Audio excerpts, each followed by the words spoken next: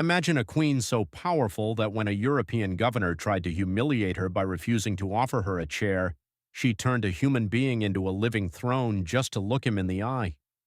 This isn't a movie plot. It's the real history my grandfather told me about Queen Nzinga Mbande, the woman who stalled the Portuguese Empire for 40 years. I remember Papa Obi sitting in his dim room, the scent of dried herbs in the air, telling me that Africa wasn't just taken, it was defended with a brilliance the world chooses to forget. He said that Nzinga was the master of a game the Europeans didn't even know they were playing. In the 1600s, in the territory of Ndongo, which we now know as Angola, the Portuguese were hungry.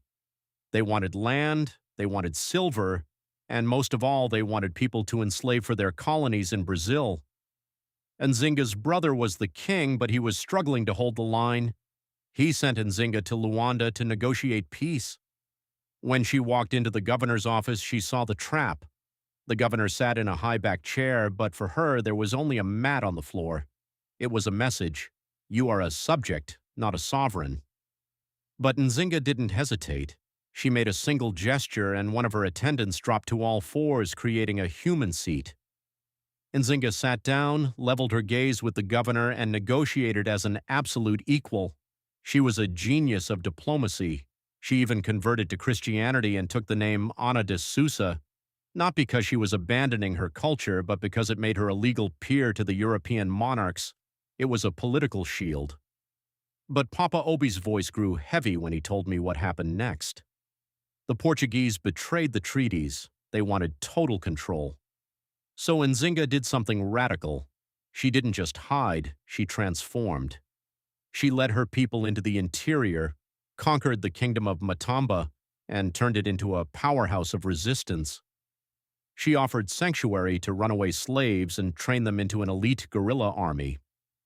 Papa Obi said she was a master of the terrain, using the tall grasses and hidden rivers to ambush Portuguese columns that never saw her coming.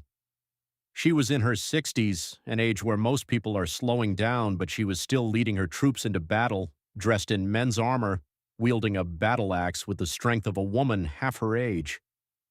She played the long game, even forming a strategic alliance with the Dutch to squeeze the Portuguese from both sides.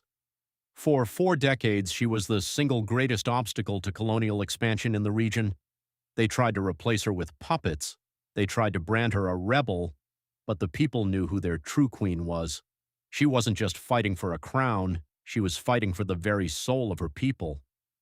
Papa Obi told me that the most important lesson of Nzinga isn't just that she fought, but that she never let the enemy define who she was.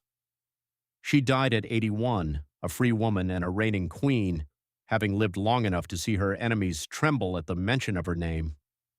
Her story is a reminder that history isn't just about who won the most battles, it's about who refused to bow. If you think the history of Africa is only a story of defeat, you haven't been listening to the right elders. Follow for more stories that the textbooks tried to leave behind, and comment below if you think Queen Nzinga is the most underrated leader in history.